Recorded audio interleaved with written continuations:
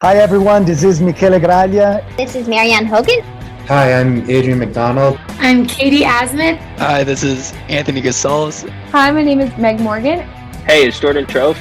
This is John Ray. This is Ryan Van Duzer, and you are listening to the Gotta Run Racing Podcast. Hello, hello. Hey everyone, we are back with another Gotta Run Podcast. Indeed we are. Deep in the throes of Canadian winter. How's your training coming along for the Slovenia 60K coming up? Pretty good. I did a hill climb on the treadmill at the gym yesterday. First time ever getting to 20% incline. No hands. You know what I found interesting was the fact that my heart rate, during a run, my heart rate's around 148 to 150. Comfortable, right? Comfortable breathing.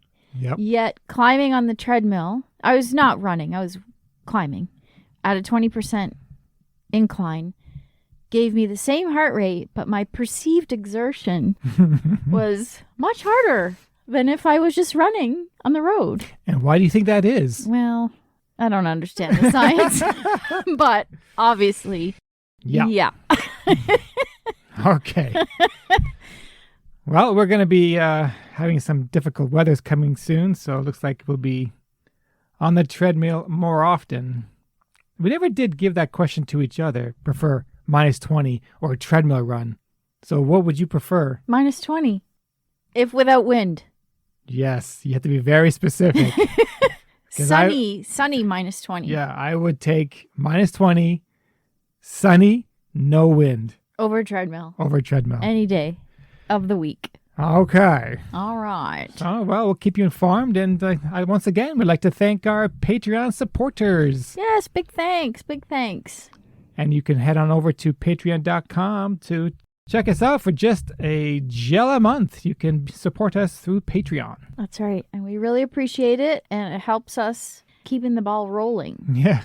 And making our broadcast more professional. Well, we're trying. We are.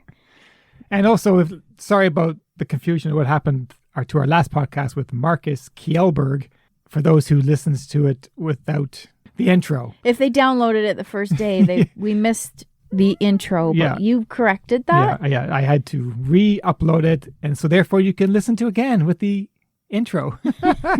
And the introduction to Marcus, too. Yes. Because otherwise it just jumps right in. I just got carried away. I wanted to get this thing out, and I forgot. Oh, wait a minute. It happens. Yeah. It happens. There you go. So who is on the podcast today? Today we have Jakob Herrmann. He's a Swiss living in California. He's lived in California for quite a few years, actually. Very experienced runner with an incredible number of races under his belt, including 79 marathons, over 50 50Ks, and 2,500 milers. His very first ultra was back in 2005 at the JFK 50. Hey, go big or go home. You got it. Of course, he's also done Javelina a few times, Rio Del Largo, man versus horse, which looks pretty interesting. But he's also the race director of the Swiss Alps 100. Yeah, which is getting a lot of attention these days. And we first heard about it, I think, from Aaron Shimmons, who we chatted with back in October. That's right. Yeah, Irish Aaron. The Swiss Alps 100 takes place on August 9th in Fieschi, Switzerland. The race is a qualifier for 3 of North America's biggest races, Hardrock, Western, and Badwater. And in addition, the male and female winners of the 100-miler earn a guaranteed entry into Badwater. Wow. Which means you better sign up early for Swiss Alps 100 because I'm sure it's going to be selling out in the future very quickly. I wonder how he was able to achieve this in such a short time because this race is relatively new. Right. And to get Western, Hardrock, and Badwater all on board. Well, there's only 5 in the world that has a race like that has all those 3 qualifications. Wow. Very interesting. Yeah. Well, we're going to find out. Stick around. And here's Jakob coming up.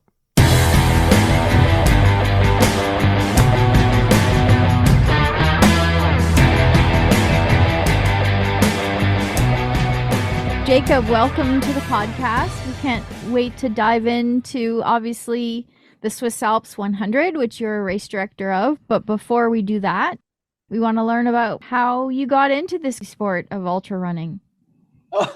Well, thank you for having me. It's a pleasure to talk to you guys finally. Yeah, it's a good story actually. Yeah, I've always hated running in school. They made me run in school, and I didn't like it at all. And then after school, I didn't do sports for 20 years, nothing. Wow. And I was always fine. But once I came to the United States and I was going to college, had no money. Uh, McDonald's was my best friend. So I gained a lot of weight. So I had to do something, started to run on treadmills, which I wasn't too happy about it. And then one day I had this crazy idea, why not go outside? So I went outside running and something clicked. And yeah, I got in really quick. Within probably 6 months, I ran a 50 mile, and then the year after, 100 mile. And it's just clicking away. It just, from there on, was just fun all the way. Yeah. I can relate to not enjoying running in school and participating in sports. I can relate to that a lot, but I'm glad that I came at it with wanting to do it as opposed to being forced to do it when you're younger, right? It's nice to make that choice for yourself. I think it makes it easier to stick. Yes, absolutely. Yeah. Yeah. Well, we found out that you have a very extensive running resume. And some of our races we have done similar. We've done Javelina together, actually, in 2019. You were there. We were there. We've done Western States. We've done Rio Del Largo. But some races piqued our interest, and one being man versus horse in 2013. So let's chat about man versus horse.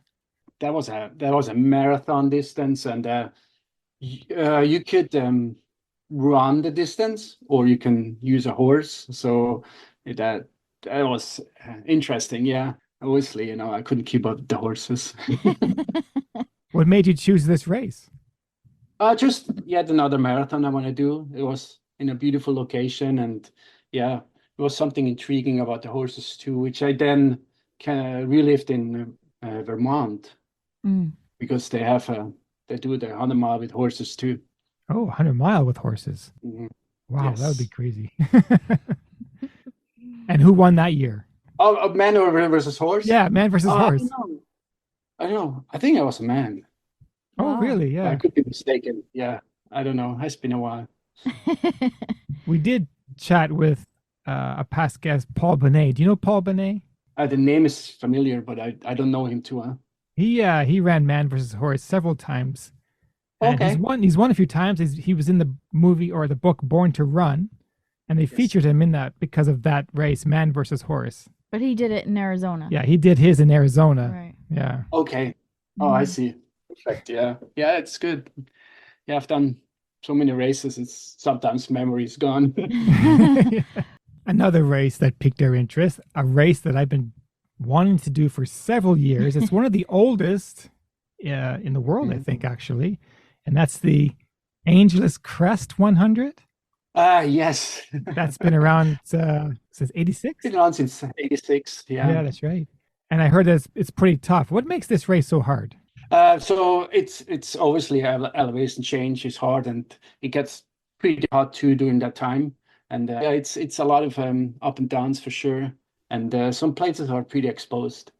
And at one point, the course goes over over 10,000 feet. So you kind of feel that, yeah, for sure.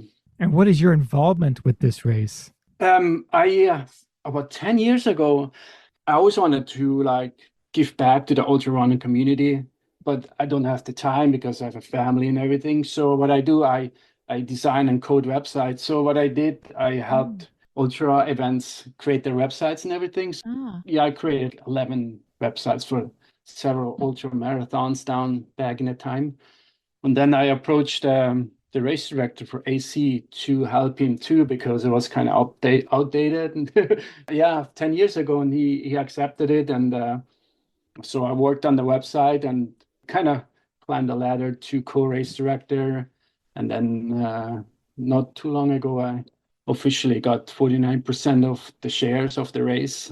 Nice. So once he decided to step down as a race director, I'm just going to get the entire shares and take over the race. Wow, that's really cool. Good Wow. for you. That's a neat way to get into it. Yeah, sure. Yeah, it's a great race. I love it. So I'm excited about that.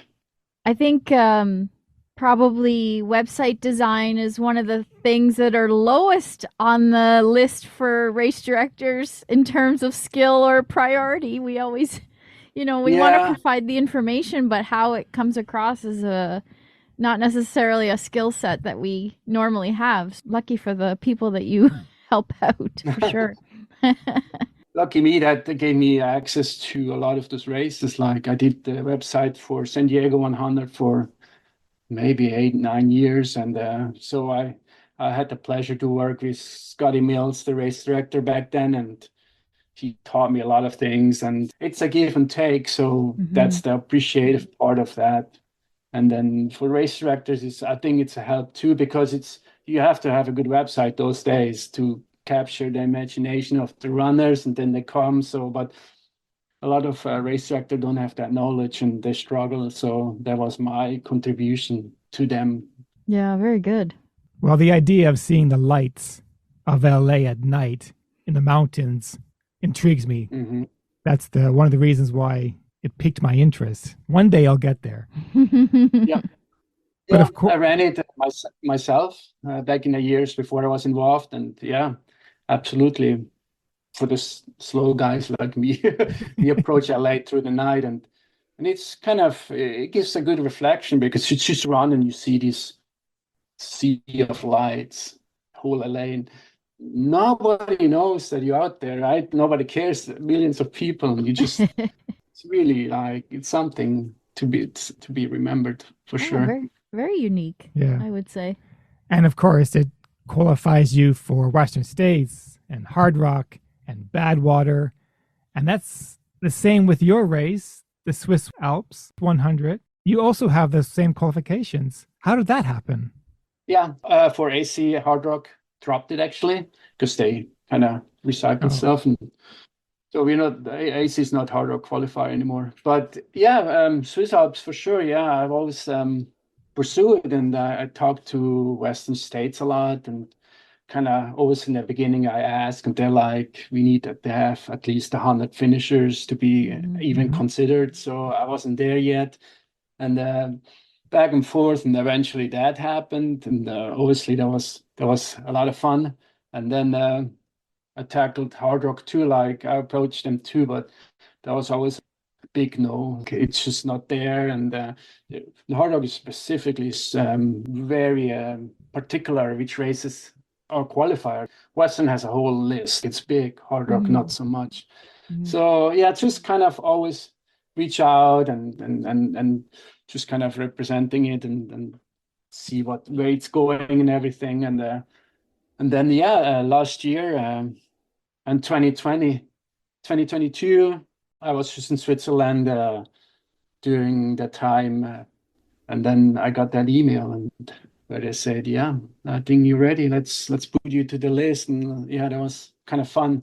And then Badwater too, Chris, the race director. I reached out to him, and but I was sure like that's probably not going to happen. But then he was really he liked the race, and he said, let's do it. Yeah, of course. And let's even go further, like even a smaller selection have the privilege that whoever wins the 160 kilometers, female, male, it's instantly qualified to register next year on Badwater. That's an incredible achievement. Congratulations. Oh, thank you. Yeah. That's really awesome. I did some research. There's only 5 races worldwide who actually have that. Well, Swiss Alps is definitely a tough one. It's over 10,000 meters of climbing and a cutoff of 49 hours. So it's obviously well-deserved. If you finish that race, you should be prepared for almost anything.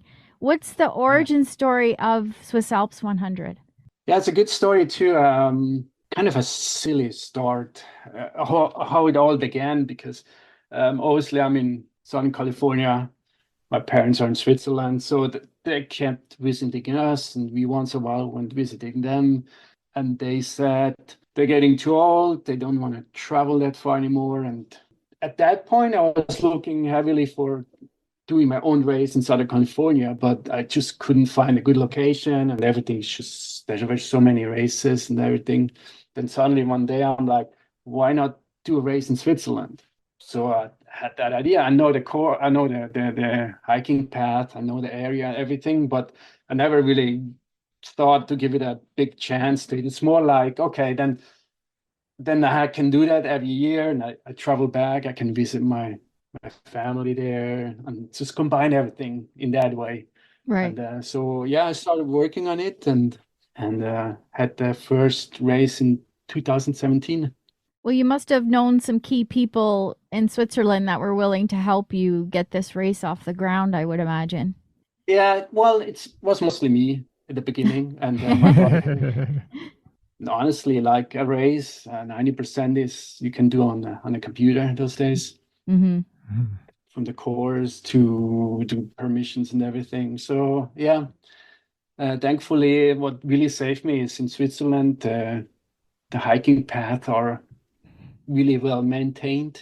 Right. You can always rest assured they're well, like during the winter they get damaged, and then they instantly go and fix it and everything. So that's the good part. So I don't Right. have to be worried about. So the rest, yeah. Can you describe the course for the 100 a little bit? Because I understand you go over, 3 suspension bridges and you run along a glacier. So just paint the picture for the listeners. We want to get them excited to check you out. Yeah. Well, the start is interesting. It's very similar to Western State. I mean, you start and you go right uphill, a big climb through first aid station, and then you run towards, it's called Rio Del Largo. And during that time, you have that's just 160. You get to the first suspension bridge, which they can cross and experience that. Then they do a big loop, and coming back, they go through a big dam, an alpine dam. Literally on the dam itself, they are able to run it. That's cool. Coming back, they have quite some distance along the glacier. It's the Aletsch Glacier. It's the biggest glacier in Swiss Alps. Oh, wow. 13 miles long. Holy cow, that's a half marathon. Yeah, total glacier, yeah. But the distance they ran on, I would say it's probably like 3-4 miles. Okay.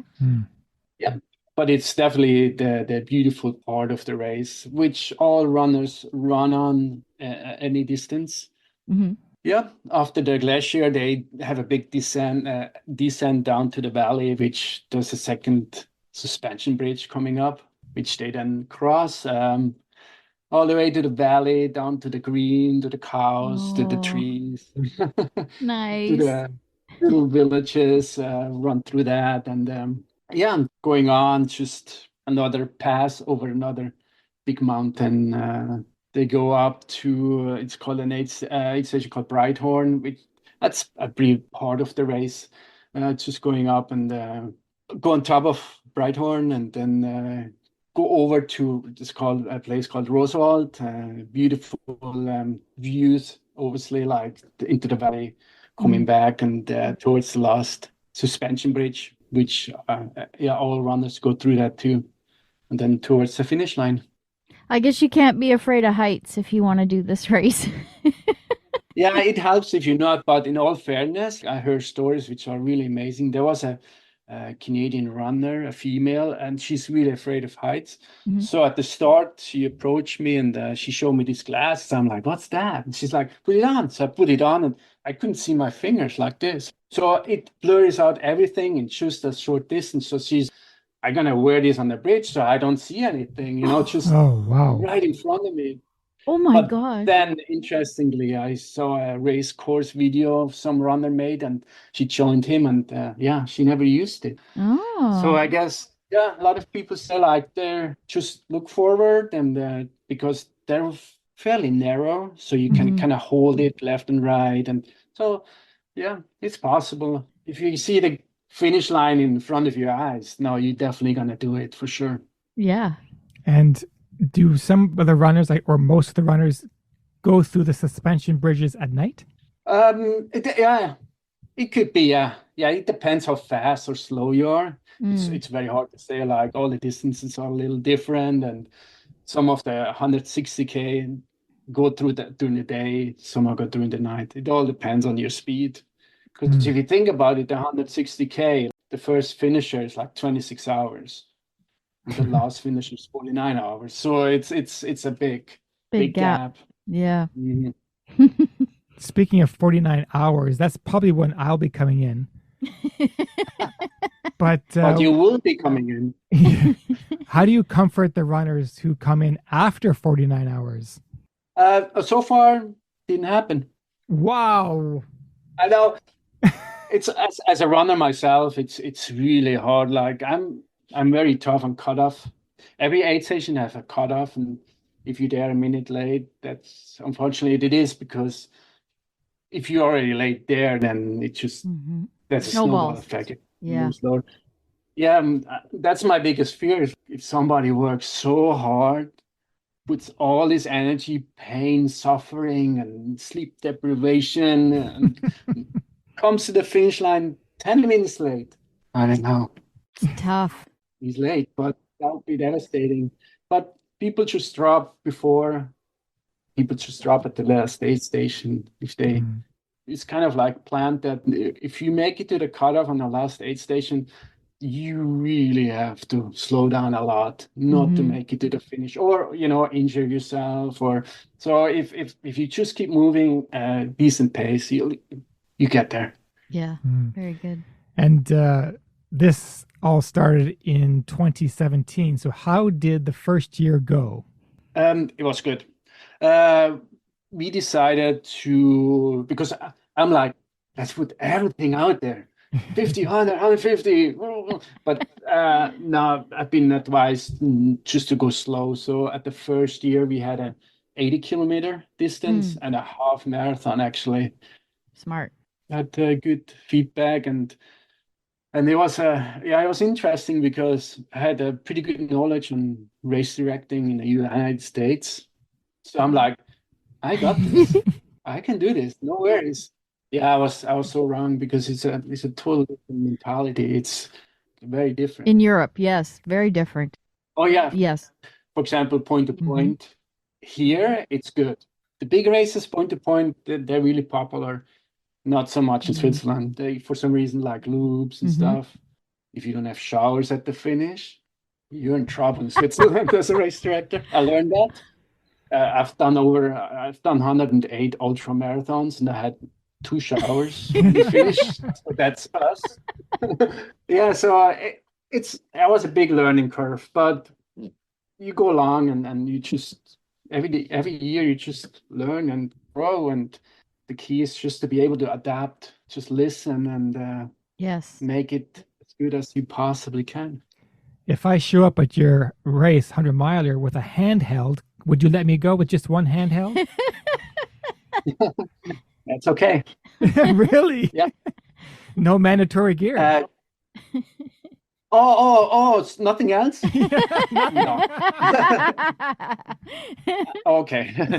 Yeah, I think what we do differently, the first year, 2017 and 18, I didn't do mandatory gear. Another thing I learned, right?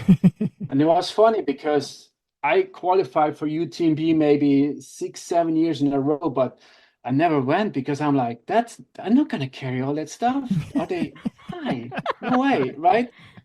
But then 2018, I really learned the lesson, because the race started with sprinkling, and the forecast was supposed to open up during the day. Unfortunately not. It was a total whiteout, and yeah, so one runner and one of the first aid station topless, and it's like, and then everything was going bad, and everything snowed in, course material was blown away. So thankfully we were able to get everybody down pretty quick. I had to cancel the race. Oh no. Yeah, after 12 hours I had to pull the cord because we had some cases of frostbites, and so no good. So lesson truly learned, and from there on we have mandatory gear. Yeah, of course. Of course. Then obviously the first year in 2019, everybody have to take it out and show it on a table, like how they do. Yep. And then in 2020 was canceled, obviously, like everything else in life. And then 2021, we decided because we could open the race very limited.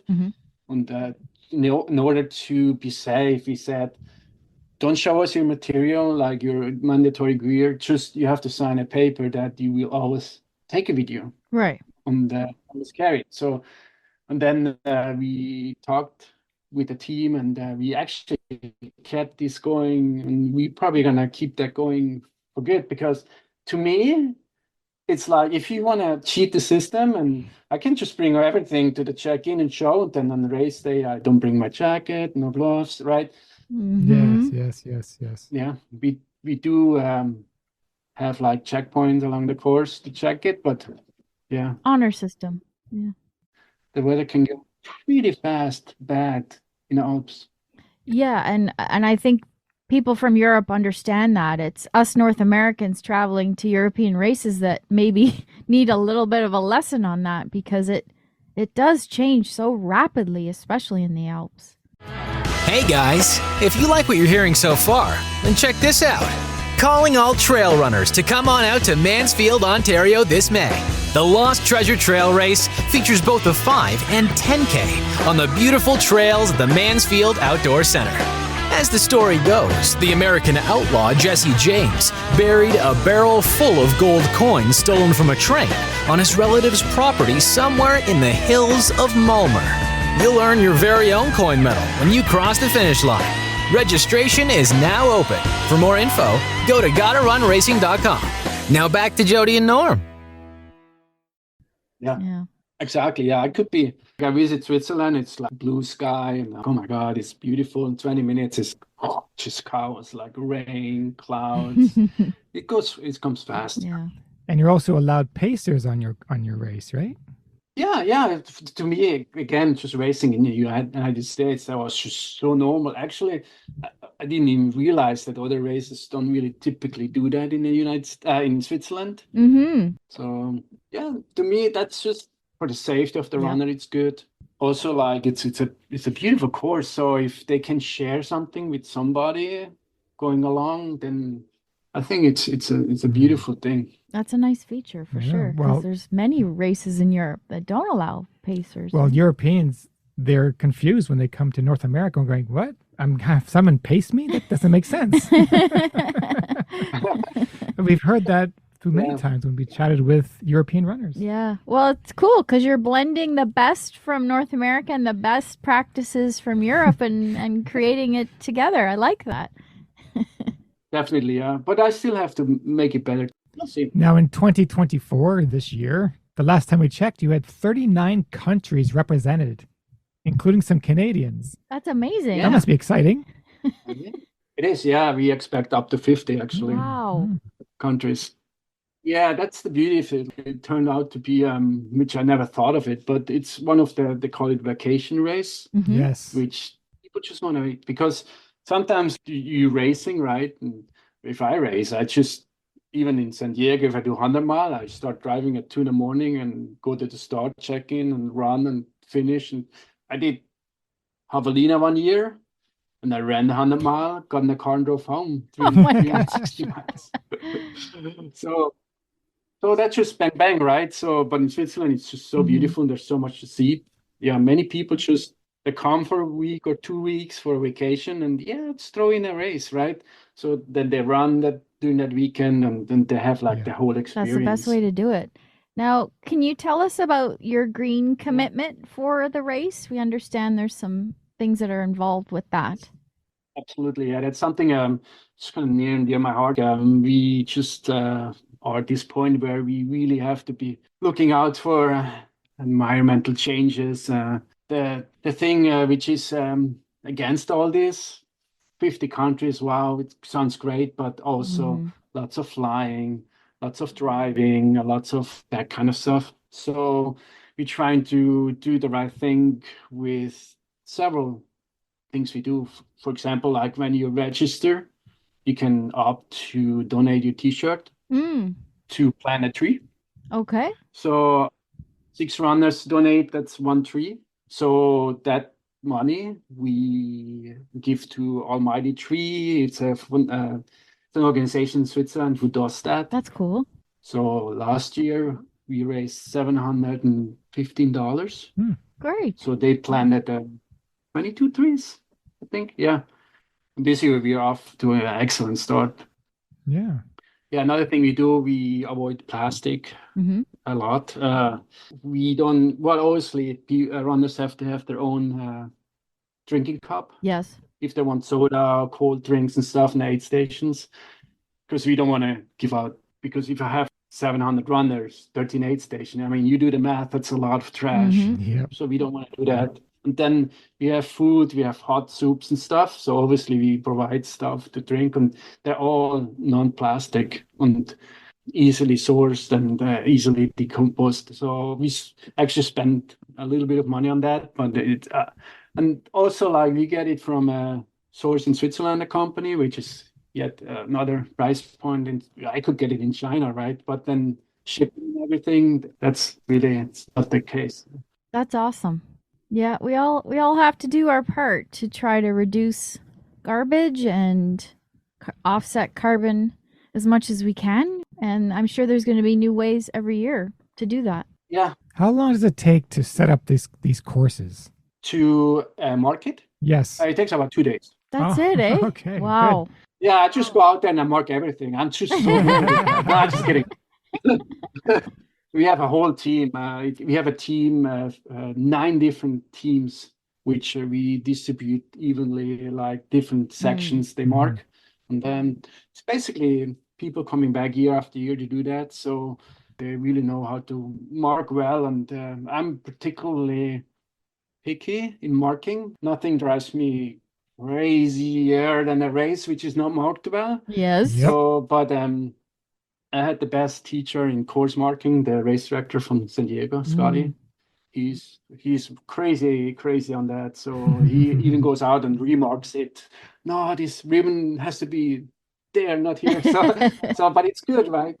And I created a whole website just for marking, which my markers are reviewing, and it has all these guidelines and all these things I want them to follow. Right. So it's universal, to not like somebody's marking this way, somebody's marking that way. So it's very universal, yeah.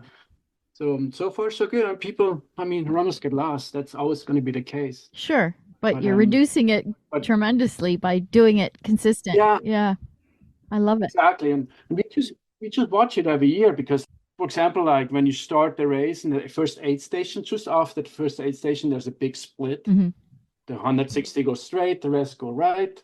And then, like 2022, we have live trackers, so we can follow the runner real time. Every 10 seconds, it's renewed. Okay.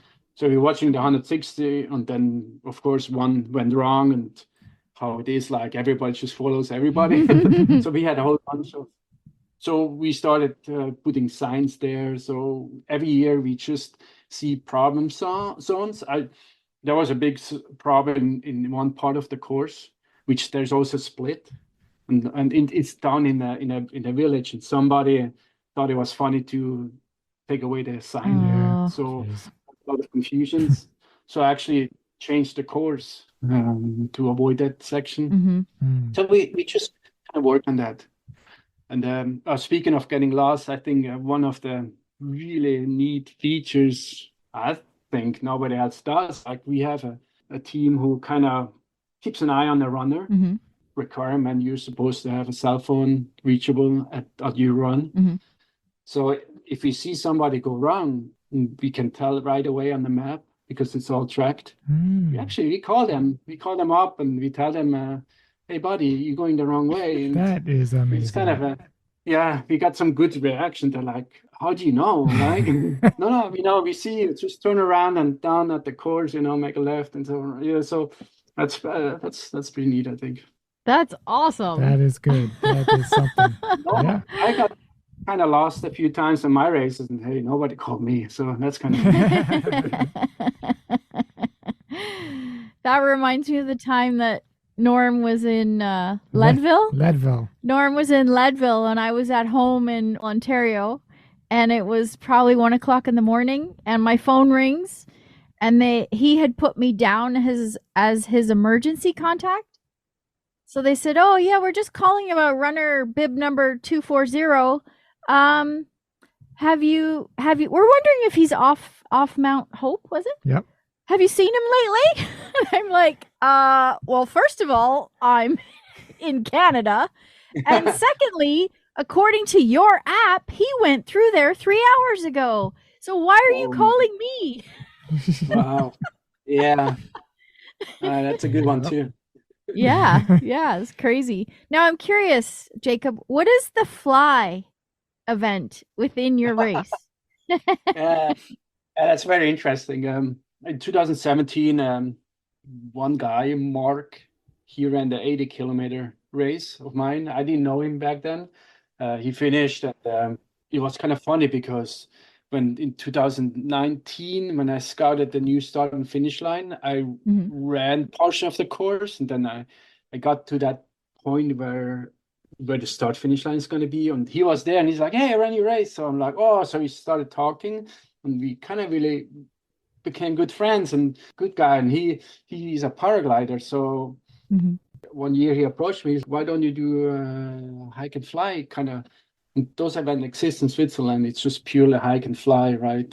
And then to me, I don't know how to do that because I'm not a flyer and I don't know the rules, regulations. It sounds really dangerous to me, right? So he said, no, he would like to be the race director for that division. And I'm like, yeah, perfect. So yeah, it's really interesting. Like those guys are actually pretty crazy because there are two divisions, a 10-hour division and a 24-hour division where they start on Saturday at 11 o'clock. They start mandatory. They have to go up to the first aid station. They carry everything. They have like about 20 pounds of gear. So they carry up, and then they start flying, and they can just, from there on, just do your thing, right? So you can just go fly back down to the valley and run to the finish, and that's it. Or go fly over to the other side and run up the mountain to that aid station, and so whoever gets the most elevation changes kind of wins. Oh wow, that is so cool. Never heard of that. I know, I didn't either, but yet it is popular there, right? It's very popular, and by accident, and I didn't even knew that back then. It's where the start finishes. Apparently it's the mecca of paragliding in Switzerland. Wow. Because the mountains are so ideal for flying. So if you go to Switzerland in that area and it's summer and it's nice weather, I mean, the sky is full of paragliders. It's very popular. That's so cool. Those guys are amazing. Like they're in great shape. What they do, it's just unbelievable. That's neat. And frankly, it looks really funny, like because we all track them or too, right? So they have a live tracker. And then we see them, and then you see something falling down the mountain, and you just hope it's a flyer. Yes, you hope. Yeah. That's very interesting to look at that stuff. What are your long-term goals for this race, the Swiss Alps 100? Where do you see this in 10 years? So I want to get really rich, and then I just live a beautiful. No, that is every director's dream. Not gonna happen. I mean, I don't want to work for free, but I tell you, it doesn't pay the work I put in for sure. Anyway, so for me, it's a big goal to keep it as kind of family friendly, like kind of laid backish, not too much like professionalism, right? Of course, safety, of course. Give the runners a good experience. I mean, we offer a lot of fresh food and aid station and stuff, but if we keep growing, and we already decided that we're gonna have a cutoff somewhere, even though we're not required, we could have 3,000-4,000 runners. But if I look at UTMB, even when I run Leadville, that year it was just some company took over and they just got everybody in. And I remember getting to the first aid station, I had to wait in line. What's going on, right? So that I don't want that to happen, really. Just keep it, very professional and keep it safe. Safety is always number one, obviously. but also keep that family. Like, I'm very approachable. Everybody knows my contact information. I get a lot of emails from runners with questions, and they can always approach me and ask me stuff, obviously. And it's great, yeah. I'm always at the finish line from Saturday at 10 o'clock for 24 hours straight, because every runner who finish, I want to welcome them personally and just give them what they deserve. And because it's very inspiring to me. I know what they go through because I've been there so many times myself. I've done like 26 100-mile races, and it's just a great motivation. Like, it's really beautiful to see them come in and experience that, and they're so happy and everything. So yeah, keep it friendly and not too big. That's the goal. So I guess that would be your favorite part of being a race director, is the finish line and everybody coming in. Exactly. It's like, so I work through the year basically almost every day on it, because I just there's so much I want to do, and I want to create this family. It's gonna call Swiss 100family.com, which we allow runners to have their own account. When you register, you get an account automatically, and you can get in there. You can put up pictures, you can write stuff. So I want the runners to kind of be able, first of all, to interact with each other before the race. Some ran it already, so they can talk about it. Or if you run with somebody, like it happens to me all the time. I run a race and I run with somebody, and it was just great. We just keep talking and everything. And when I finished, I forgot the name because I was tired. I just remember being 15, but that doesn't help anymore. So that would help to kind of be able to find each other again and stuff. So then coming close to race day, it gets hectic, really hectic. And like I'm there 2 weeks before race start. So it's just lots going on. And then when I hit that 10 o'clock a.m. Saturday, it's just like, then finally I can earn the fruits from all that. So that's going to be kind of me time to really enjoy that and just lean back and just, I don't have to work on it. I sit here and just have a good time. As you should. And of course, we can reach you through all your socials, right? The Swiss Alps 100 and on all socials. Right. Yeah. We're in Facebook, Instagram. Of course, you can go on the website, you click on organization, the team tag, and then you see all the team. I'm there too with my email address. Very good. Now, the important question, Jakob, when are you coming to Canada? Right now. Well, you have to lure me in with a great race, up there. I don't know any races up there. I've been there once a while ago. I used to work for Disney, and then we acquired some websites in Toronto, so they sent me up there. And then I did my thing. And then I was pretty sad because I learned that weekend was a race, like a 50K, and it started Saturday. And Saturday morning, I flew back to California, and I tried to change my ticket, didn't work, so I missed that race. But yeah, if there's something nice to do, like a good kind of ultra marathon with not too much snow. Well, there's a short window of opportunity for that. Oh yeah. May to October. Yeah. Depending on what part of Canada. Yeah, exactly. But we'll stay in touch and keep you posted about that. But I think you would find that Canada's very similar to Switzerland in many ways. Absolutely. Yes. Yeah. Crazy beautiful, and people are so beautiful too. They're so friendly, and I would definitely love to explore it a little more down the road. Well, that would be interesting because you're going to eventually become the race director of the Angeles. We have such a hard time remembering that you just pronounce it like Los Angeles. I don't know why. So you could be a race director USA, and then a race director in Switzerland, and then if you become a race director in Canada, that would be interesting. Race directing in 3 different countries. Yeah, it's funny. I'm looking at the race in Australia. I want to maybe put on. So there you go. Ooh. Yeah. There you go. Wow, you heard it here first, folks. An interesting idea I saw down there. So something unique nobody does. So maybe.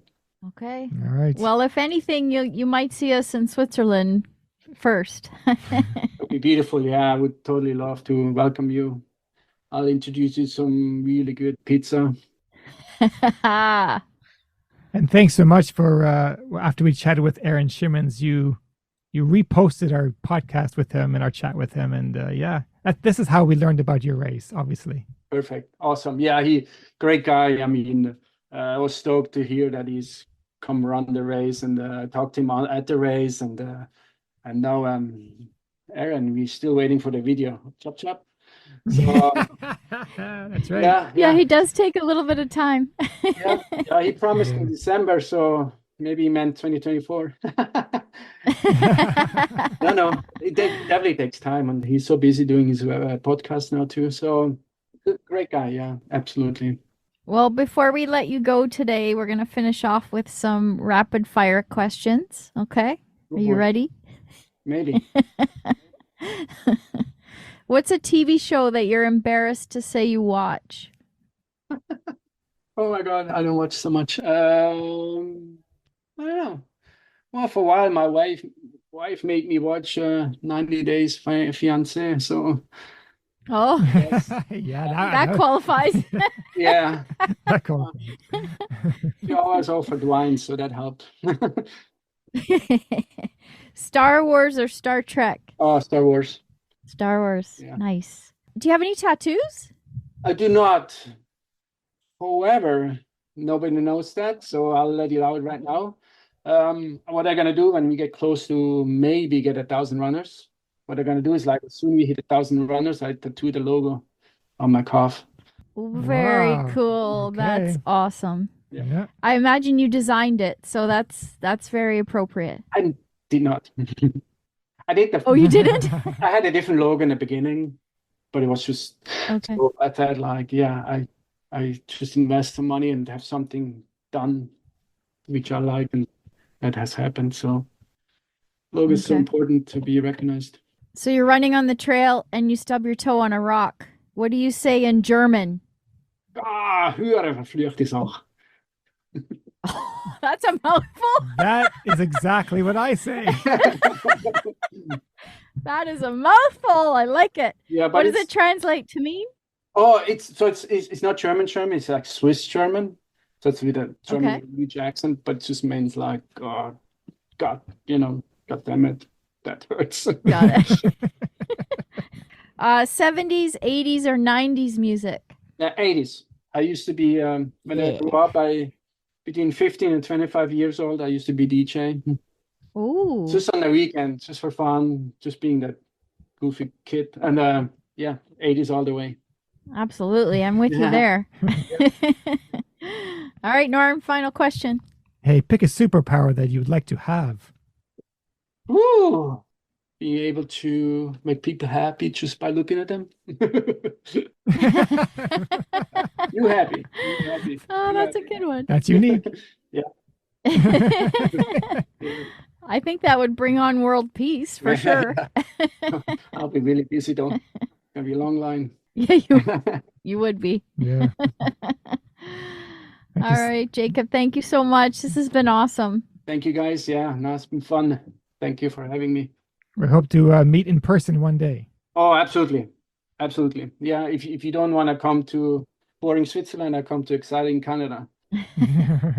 Well, the invitation's open, so let's keep in touch, okay? Sounds good. Thank you, guys. Okay, great. Thank you. you. Bye. Bye.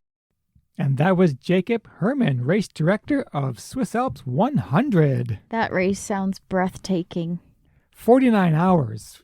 That's a kick-ass race. Absolutely. And, wow, what do you see?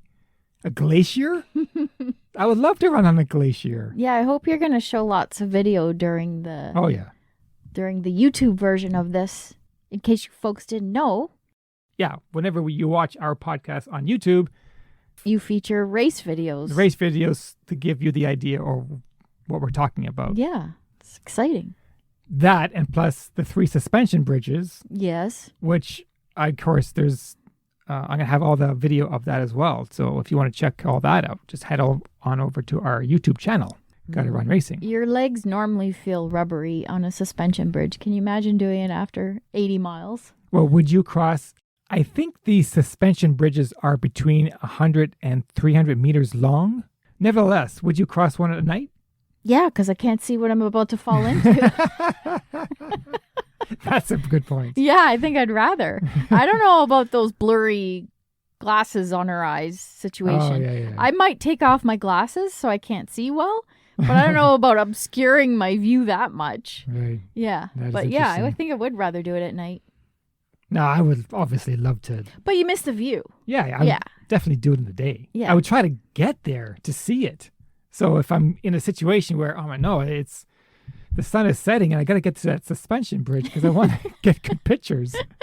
Or just hang out until the sunrise again. Take the full 49 hours. Yeah, you're right. Well, if I'm at the bridge and the sun's going to rise in 30 or 40 minutes, I would stick around. Yeah, maybe. Why not? Maybe.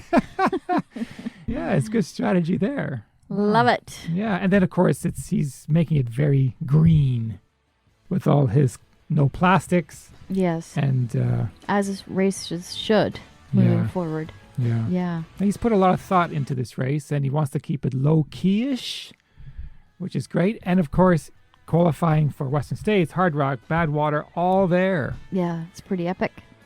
You got to sign up because in the future, this race is going to sell out quick because of that. I think so. I think you're right. And sign up and help Jacob reach 1,000 runners so he can get his race logo tattooed on his calf.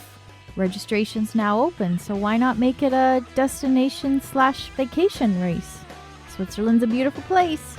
But before you go, please head on over to the platform that you're listening to us on and give us a quick review, rating, whatever it is. Do it, please.